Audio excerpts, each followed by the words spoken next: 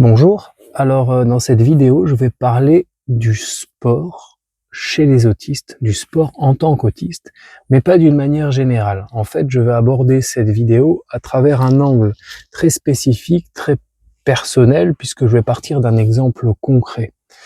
Non pas parce que j'ai envie de parler de moi, parce que j'ai une vie tout à fait banale et médiocre, une vie tout à fait ordinaire, mais parce que à chaque fois j'essaye de trouver des exemples assez représentatifs pour que vous puissiez avoir un ancrage cognitif sur voilà, pour pas qu'on soit simplement dans la théorie.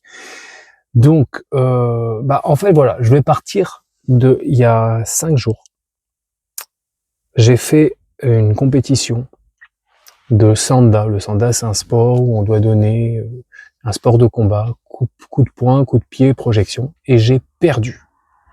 Donc je vais partir de cette défaite, cette constatation de défaite, ce verdict en quelque sorte, je suis effondré, je suis bien conscient que ce n'est pas grave, que c'est que du sport, blablabla, blablabla.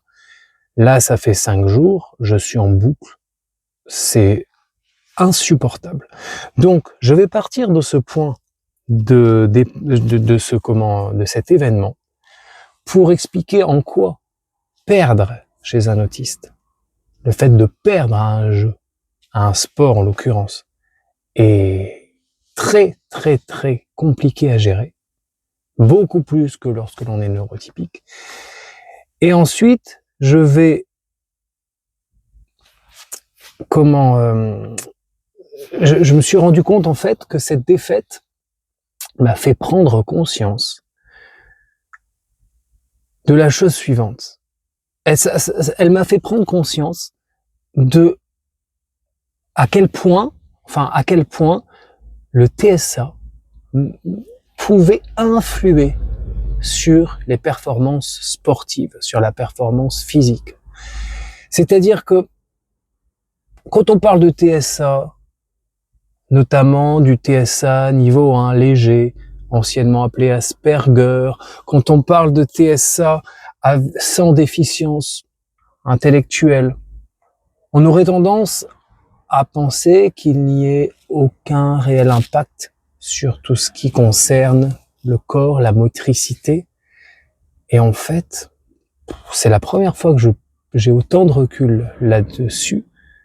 Je me suis rendu compte que il y a tout un tas d'éléments qui vont parasiter ma performance sportive, ma motricité, ma réactivité, voilà. En gros, voilà. Donc, la défaite. Pourquoi perdre à un jeu? Pourquoi perdre? Là, par exemple, je me rends compte que je ferme un peu les yeux. J'anticipe sur tout à l'heure parce que les conditions de la compétition, en fait, en gros, mes lunettes sont derrière mon téléphone. Et en fait, là, ça y est, je suis parti. Et si je prends mes lunettes, ça va casser le rythme. Et voilà, donc c'est pas grave. Je serai comme ça. Voilà, c'est pas grave. J'ai l'habitude. Alors, je me reconcentre. Pourquoi la défaite, quand on est autiste, est beaucoup plus difficile à gérer que lorsque l'on ne l'est pas? Voilà, on va le poser en ces termes-là.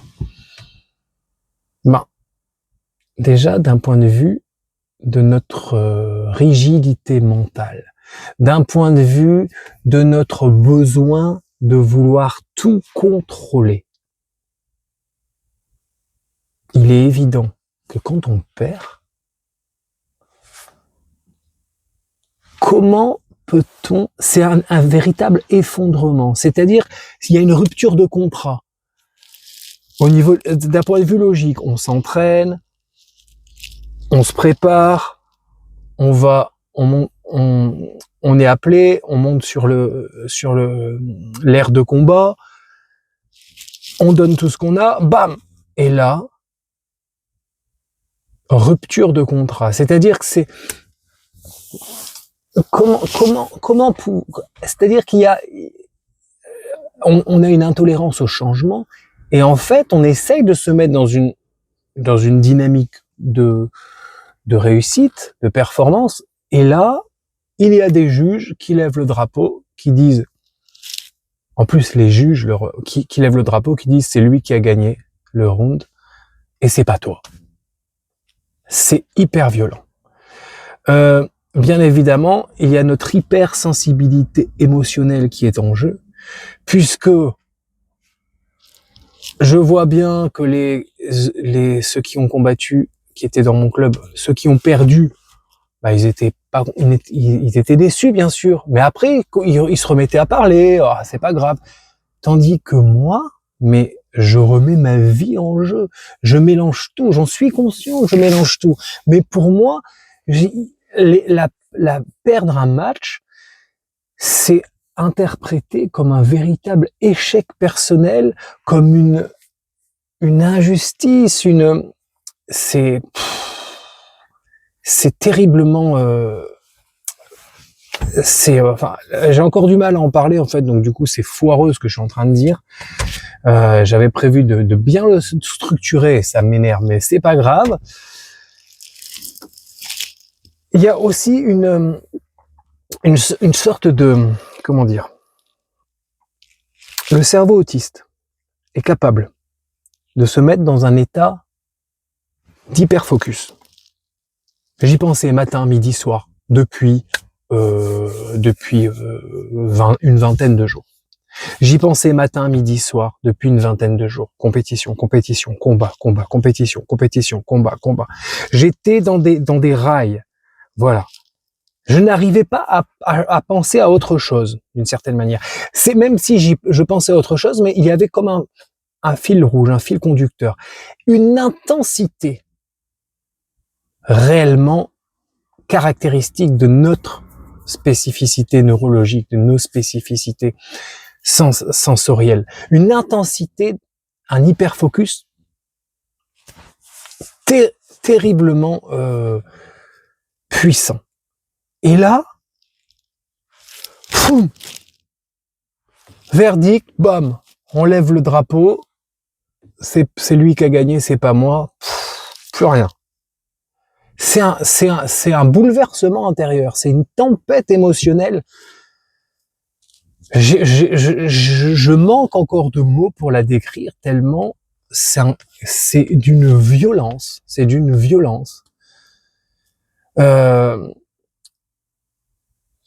d'autant plus, mais je vais en parler après, que quand je suis arrivé sur l'aire de combat, il y avait tout un tas de stimuli à gérer, je n'en étais pas conscient il y a quelques années. Les bruits, les cris, les encouragements, les lumières, l'espace ouvert là avec des gens qui passent derrière toi, tout ça, mais c'était d'une violence. Et la perte, c'est une sorte de déclencheur qui te dit vas-y, tu peux te relâcher. Alors tu peux te relâcher, soit tu pars en meltdown, soit tu pars en shutdown. Je me souviens de parties de ping-pong quand j'étais ado, quand je perdais, je pleurais, je hurlais, je mettais des grands coups de pied je jouais avec mon frère et mon cousin dans une grange, dans la grange, et je partais courir, je partais dans le bois à côté, j'étais pieds nus. Et ça, c'est pas une question d'être mauvais perdant, parce que je reconnais ma défaite, je reconnais mes conneries. Le gars a gagné, il y a pas de souci, il a gagné, j'aurais pu le battre, ça me rend malade. J'aurais pu le battre, il était à ma portée, mais il y a pas de souci, je remets pas en cause la décision. Mais quelle violence, quelle violence. Donc oui, on peut partir en explosion, en meltdown. On peut partir aussi moi je suis parti en shutdown. J'ai du mal avec ces anglicismes un peu, parce que j'ai fait moi-même des études d'anglais, et j'ai l'impression que tout le monde Il y a un côté, je sais pas, ouais, t'es en meltdown, t'es en shutdown, je sais pas, j'ai du mal encore, j'ai l'impression que l'anglicisme va amoindrir la, la gravité de ce que ça représente, un shutdown ou un meltdown, un effondrement autistique. Et donc, oui, la défaite, ça m'a, enfin voilà, quoi, j'étais effondré. Et bien évidemment, je prends du recul. En prenant du recul, il y a la petite voix rationnelle qui vous dit bah oui mais c'est pas grave, c'est que du sport, mais c'est pas possible, c'est physiologique, ça nous prend ici, ça nous prend à la gorge, ça nous prend aux tripes, ça nous retourne l'estomac, c'est d'une violence sans nom, tellement difficile à exprimer que là je n'ai pas les mots, je n'ai que quelques adjectifs basiques et sans saveur et sans relief. Rien que d'y repenser, là, ça me remet dedans. Et enfin, c'est, voilà. Bon. On va arrêter avec l'histoire de défaite. On va rentrer plus dans l'explication, le lien entre corps et esprit, le lien entre, puis donc pour reprendre la défaite, il y a une rupture de contrat, une hypersensibilité émotionnelle, un hyperfocus qui est brisé, une rigidité cognitive, on comprend pas quoi. Mais attends, j'ai bossé, j'ai travaillé, et là je perds, mais c'est pas juste. Attendez, on peut refaire le match, c'est possible. Il y a ce côté-là aussi, le côté ça passe, poum, t'as perdu, ça passe. Attends, je veux mettre pause, on refait le match, on refait et c'est pas possible. Et bien évidemment, on associe ça on a du mal à hiérarchiser les priorités, à hiérarchiser les pensées, hiérarchiser les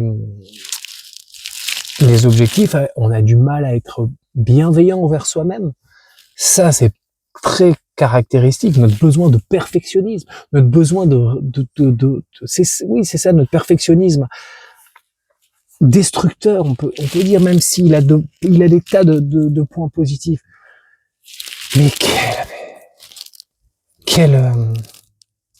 alors comment sortir de ça? Alors j'en ai déjà parlé dans des vidéos précédentes. En parler déjà, en parler à des gens, en parler autour de soi sans trop les saouler, en parler à son psy, écrire, méditer, prendre du recul, prier pour celles et ceux qui ont un lien spirituel, quel qu'il soit.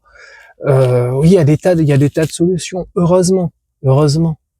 Dédramatiser, se décentrer par rapport à tout cela, car ce n'est qu'une mascarade. Il y a deux gars qui se sont affrontés et il y a un arbitre qui dit toi t'as gagné, toi t'as perdu. Je me suis pas fait humilier, j'ai été tout à fait correct. Je me suis pas fait. J'aurais pu gagner, punaise, j'aurais pu gagner. C'est ça aussi le. Bon bref, on va switcher. Donc au moins cette défaite. Cette punaise de défaite m'a fait prendre conscience de la chose suivante. Le TSA, quel qu'il soit, quel que soit son degré, va influer. Alors oui, bien sûr, je parle de mon expérience personnelle. Je vais pas parler de TSA sévère parce que je ne suis pas dans la peau de quelqu'un qui a un TSA sévère.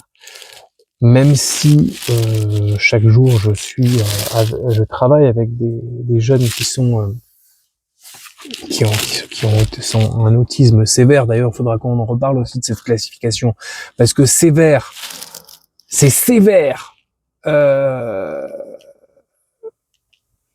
Donc le contraire de sévère, c'est quoi? C'est un enseignant sévère, une maladie sévère.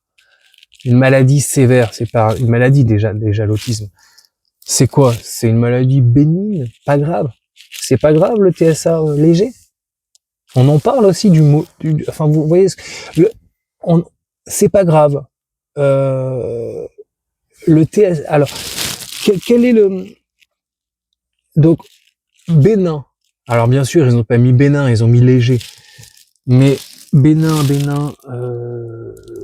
pas le pays. Ah, la blague à 2 francs. Comment?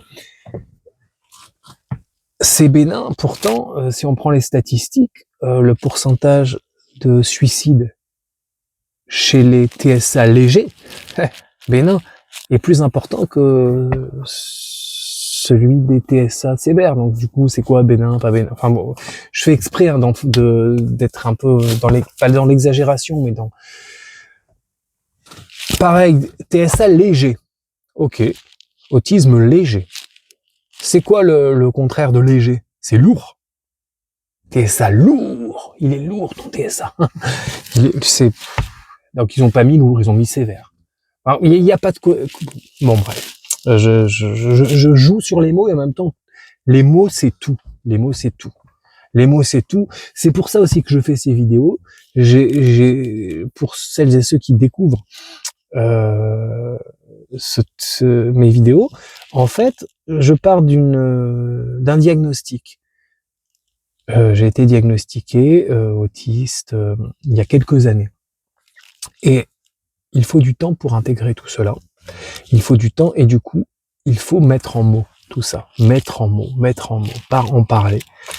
Et voilà, c'est pour ça que j'ai fait cette chaîne. Ça me fait du bien et en même temps, si ça permet à d'autres personnes de trouver des points de comparaison, si ça fait écho à leur vécu, bah, c'est super, c'est génial.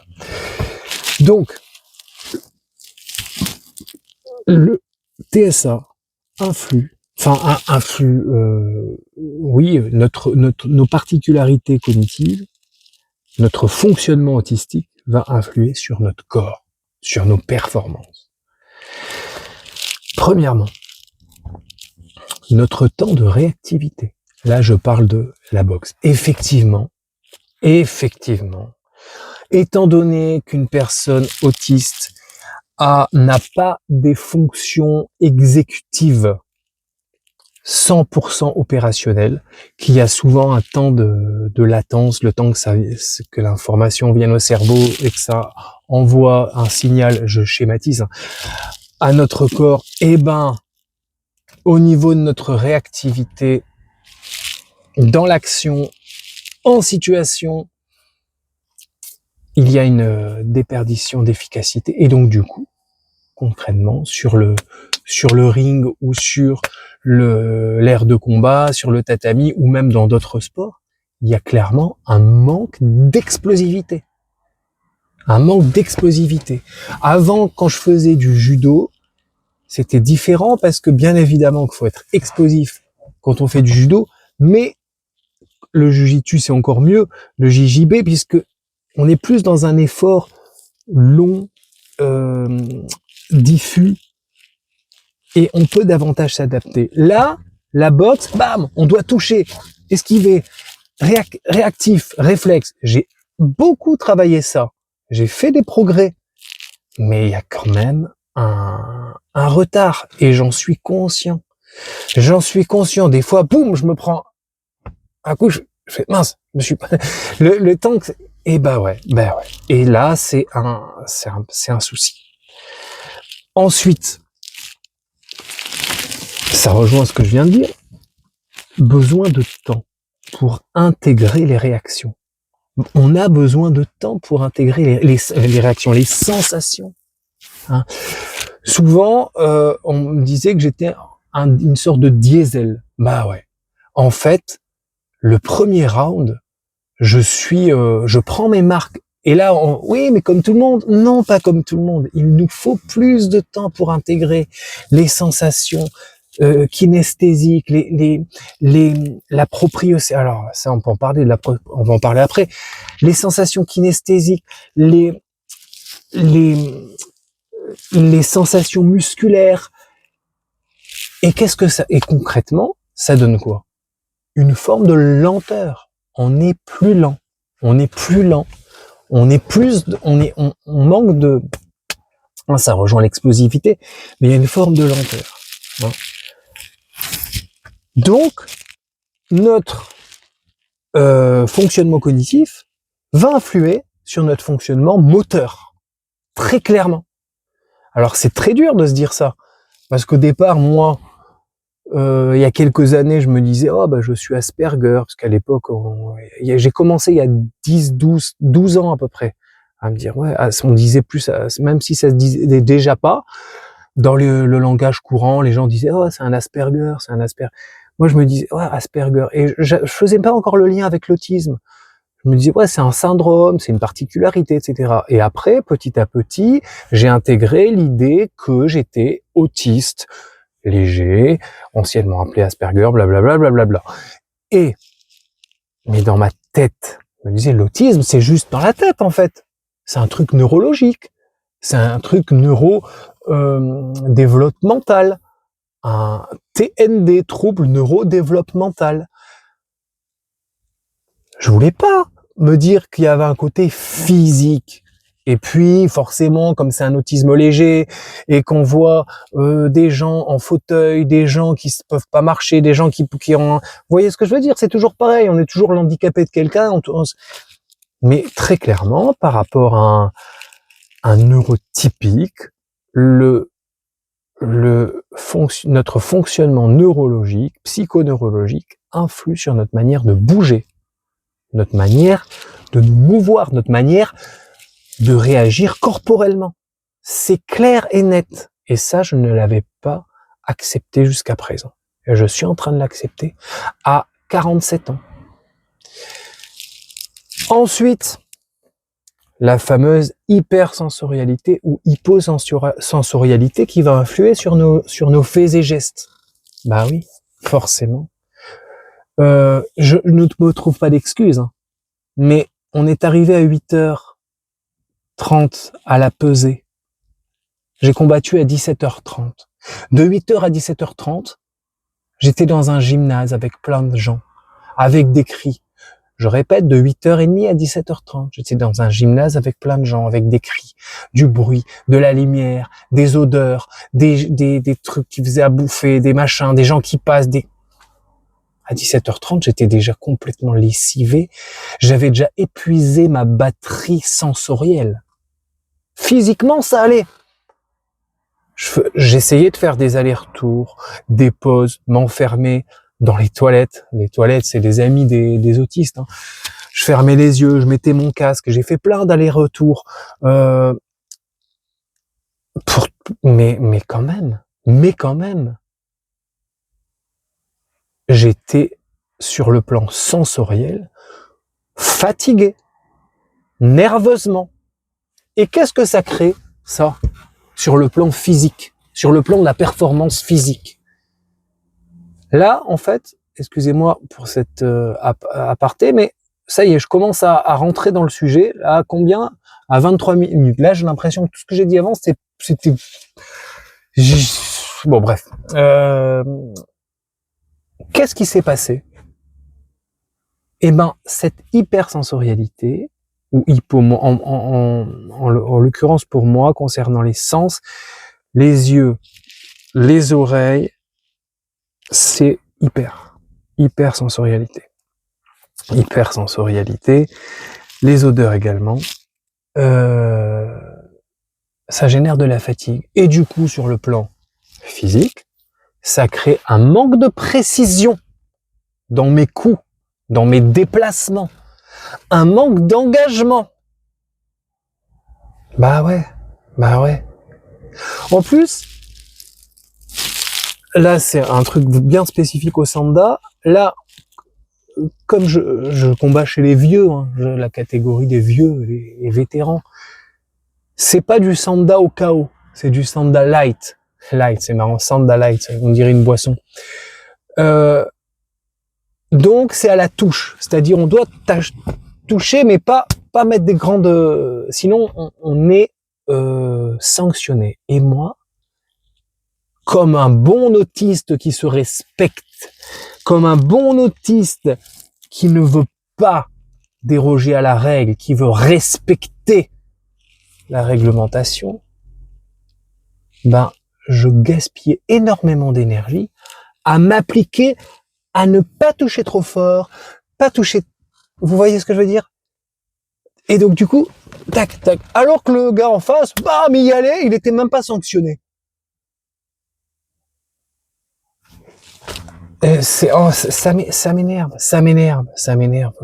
les règles comme ça.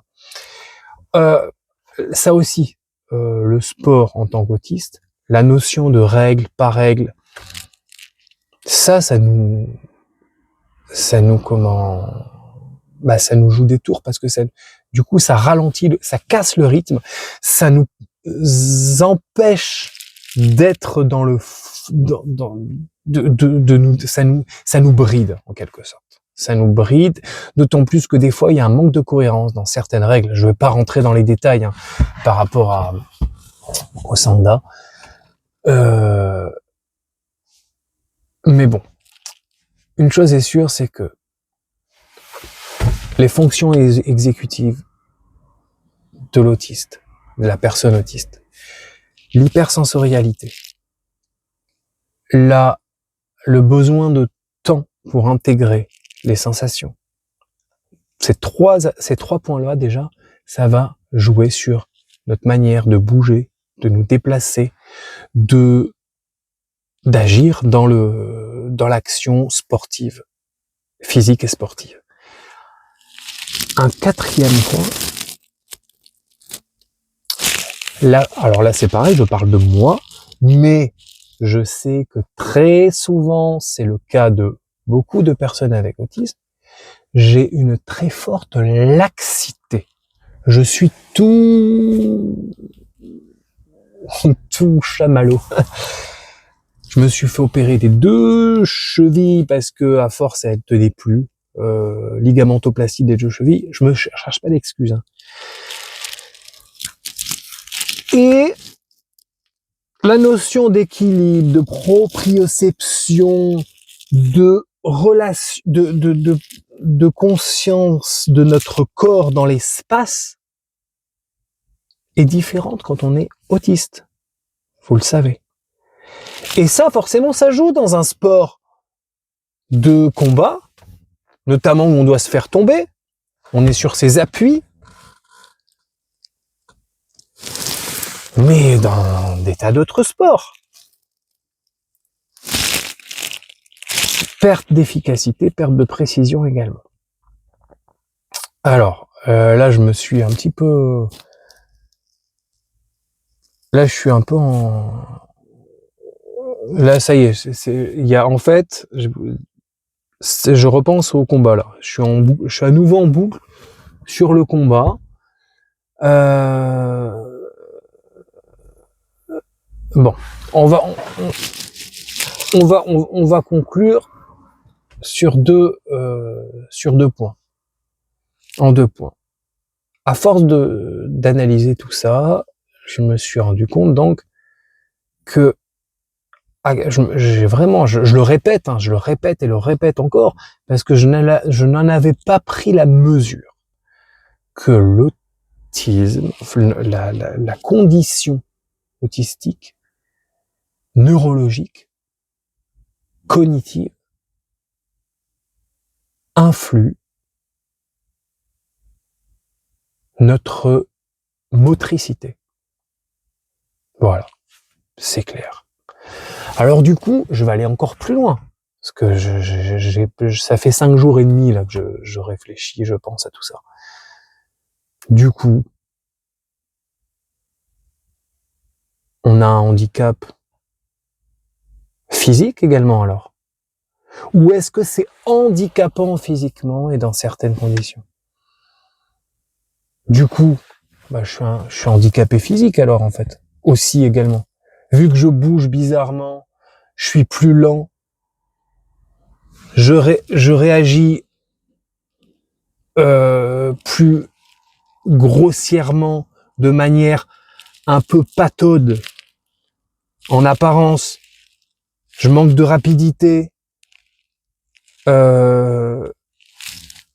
Alors là, certains vont dire ouais, mais il y a plein de gens, nanani, nanana, qui sont lents et sont pas autistes. Oui, je sais, mais je parle de nous là en fait. Donc on est d'accord que il y a une. Je sais très bien qu'il y a des tas de personnes autistes qui sont beaucoup plus, qui se prennent moins la tête que moi, qui disent oh, de toute façon moi le sport c'est mort quoi, j'en fais pas. D'ailleurs, moi-même, quand j'étais à l'école, au collège, au lycée, en sport, en fait, j'étais nul également, sauf un sport où je me débrouillais, c'était le judo. Et en fait, pourquoi? Mais c'est un petit peu pareil avec le sanda, parce que j'avais des formes de corps un peu bizarres qui surprenaient mes adversaires. J'ai un long tronc et des plus petites jambes, je trouve. C'est pas que je trouve, c'est que c'est vrai. Et mon centre de gravité est plus bas. Et donc, du coup, je suis plus difficile à faire tomber. Donc, j'étais plus appuyé. Non pas parce que j'étais meilleur ou j'avais un meilleur équilibre, pas du tout. J'ai un équilibre complètement problématique. Mais, j'avais le cul bas, en fait. Et du coup, oh mince, Erwan, on n'arrive pas à le faire tomber, il tient debout. Et du coup, au judo, ce qui est bien, c'est qu'on travaille un spécial. Un spécial, c'est un mouvement bien précis, et on le répète, des centaines de milliers de fois, jusqu'à ce qu'on puisse l'intégrer et le passer dans toutes les circonstances, dans tous les cas de figure, en compétition, en combat. C'est génial ça pour un autiste. Passer son spécial. Et voilà. Et c'est comme ça. Donc du coup, j'étais pas du tout technique, pas du tout fin au niveau de j'étais très basique, mais ça m'a permis de passer les ceintures, de passer ma ceinture noire, de gagner des compétitions, etc. En faisant du judo. J'avais trouvé mon comment. Et puis, je n'avais pas besoin d'être si explosif que ça pour deux raisons. La première, c'est que très souvent, j'enchaînais au sol. Et au sol, on est plus dans un effort long, comme le JJB, etc. Et en plus, après, je combattais chez les lourds. Je faisais plus de 100 kilos. Donc, chez les lourds, on est plus lent et tout, donc ça m'allait. À l'époque, j'avais 30 kilos de plus. Bref. Et donc, voilà. J'avais trouvé ma place, en quelque sorte. Bon, après, je me suis opéré du dos, etc. à cause de... voilà. C'est très mauvais, c'est très traumatisant pour les articulations et le dos et le judo, c'est, ouais. Donc voilà, mais j'en étais dans la conclusion. À la conclusion, là, je me suis encore, j'ai fait encore une digression, voilà. Mais j'ai même poussé à me dire, mais alors en fait, je devrais m'inscrire dans le para handisport en fait. Et là, j'ai fait des recherches, j'ai regardé, etc. Et en fait, ouais. Dans le sport adapté, il y a une catégorie qui nous concerne. Les autistes TSA sans déficience. Je sais les U113 ou il y a 113 dedans, ça c'est certain, je sais plus, c'est U, je me rappelle plus de la lettre. Je me souviens plus de la lettre. Et en fait, ouais, je me suis rendu compte de ça. J'ai même vu, et c'est là que je me suis dit, ah ouais, un tel athlète, autiste, sans déficience, ou avec légère déficience et tout. Et en fait, ouais. À partir du moment où on est considéré, enfin, on peut prouver que notre autisme va amoindrir nos performances physiques et sportives, on peut prétendre à concourir mais en fait, là, c'est dur pour l'amour-propre. C'est dur pour l'estime de soi. C'est un deuxième, waouh, attends, nous, on a un statut particulier parce que, je dis nous, je parle des personnes avec autisme, adultes, qui ont été diagnostiquées tardivement pour la plupart, puisque pendant très longtemps, c'est considéré comme normaux, comme neurotypique. Et là, après, on s'est rendu compte, bah non, en fait, on n'est pas neurotypique. Donc c'est assez dur quand même. C'est assez dur. Et en même temps, il faut être bienveillant avec soi-même. C'est ce qu'on me dit toujours. En même temps, bah c'est cool, Erwan, avec tous tes soucis là, t'as quand même réussi à gagner des combats face à des gars qui avaient pas toutes tes difficultés sensorielles, donc c'est cool. Donc ouais. Alors j'avais dit que ma conclusion allait faire 2 parties. Donc c'était la partie un peu, je sais pas, réaliste, je sais pas. Je veux quand même terminer sur un point positif. En quoi l'autisme va être un avantage dans les performances sportives. Alors tout à l'heure, je vous ai expliqué que tous les stimuli, etc., ça pouvait nous faire perdre notre concentration le jour J. Ouais, c'est clair. Par contre, on a quand même des qualités qui sont spécifiques à l'autisme. On est capable d'être concentré extrêmement pendant longtemps, d'être hyper focus sur un objectif, sur rester sur un chemin. Et ça, c'est pas donné à tout le monde. Être discipliné. Hein, je vous parlais de la répétition tout à l'heure du judo, répéter. Et ça nous aide.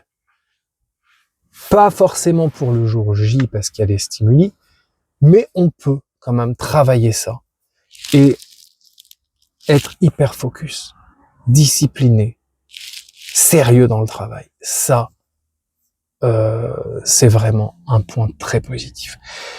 Là, il faut trouver un bon entraîneur, un bon coach. Moi, je demandais que ça. Alors là, je vais pas régler mes comptes avec mon entraîneur, mais un entraîneur qui me dit fais ci, fais ça, baisse ta garde, monte ta garde, esquive à gauche. Moi, je suis un robot. On me dit de faire, je fais. Il n'y a pas de problème. Là, en l'occurrence, ça y est, je reviens dans le combat. C'était dans la ville de celui contre qui je combattais. Il y avait toute son équipe, il y avait plein de monde. J'entendais même pas la voix de mon entraîneur. J'arrivais pas à hiérarchiser ça aussi, à hiérarchiser tous les sons. J'entendais même pas les conseils. J'entendais « Allez papa! Allez papa !» La voix de la fille du mec contre qui ça me brisait d'entendre cette petite voix. En plus, ça le rendait humain. Je fais « Oh, il y a ta fille !» Dans ma tête, je me faisais « Oh, il y a ta fille qui t'encourage, c'est trop mignon. Ben, moi aussi, j'aurais bien voulu que mon fils soit là, blablabla, blabla. » Donc, enfin bref. Donc, le point quand même super avantageux quand on est autiste, c'est la concentration, la discipline, la répétition, la capacité de se concentrer longtemps sur un sujet, d'être hyper discipliné, focus, orienté vers. Et donc ça, c'est un facteur d'amélioration, etc. Ensuite, le deuxième point, c'est l'analyse, la capacité d'analyse et la mémoire aussi. On peut retenir des tas de choses, des tas d'infos. Ah ouais, là il avait fait telle action, il s'est mis comme ci, comme ça. Ça, c'est voilà, capacité d'analyse. On peut retenir les mouvements, les stratégies, anticiper sur ce que va faire l'adversaire. Ça, c'est possible aussi si on gère suffisamment les stimuli. C'est pareil, hein, c'est toujours à double tranchant. On peut être dans un flow quand vraiment on est porté, encouragé et tout. Et là, je me fais du mal. Parce que c'était pas le cas il y a 5 jours. Et un truc aussi, très positif, c'est qu'on a un style unique qui peut être déstabilisant pour l'adversaire, que ce soit en foot, en basket, je vois bien un outil, qui fait des, mais comment il a fait? Désolé, il est autiste, donc il a des mouvements des fois que tu peux pas comprendre. C'est des mouvements autistiques, on va dire. C'est un style autistique, un style de jeu autistique. Et ça, c'est un avantage. C'est notre côté unique, en quelque sorte. Bon, voilà. Là, j'ai fait ce que j'ai pu au niveau du. Là, je pense à tout ce dont j'ai pas parlé, mais on va arrêter. On va arrêter. En tout cas, c'était mon expérience et à travers mon expérience, en tout cas, on a pu voir quand même que perdre quand on est autiste, c'est compliqué pour toutes les raisons qu'on a évoquées. Et faire du sport, ça peut être aussi compliqué sur le plan physique, émotionnel, sensoriel. Mais il faut allez, je termine quand même par un bon. C'est quand même bien. Faites du sport. Ne vous mettez. Je dis ça, mais je l'applique pas moi-même. Ne vous mettez pas la pression quand vous faites du sport. Faites-vous plaisir. Voilà, j'ai du mal. Il faut que je travaille ça. Faites-vous plaisir. Faites-vous plaisir. Arrêtez d'être trop sérieux. Bref. Bon, allez. Bonne. Salut. Au revoir. Au revoir.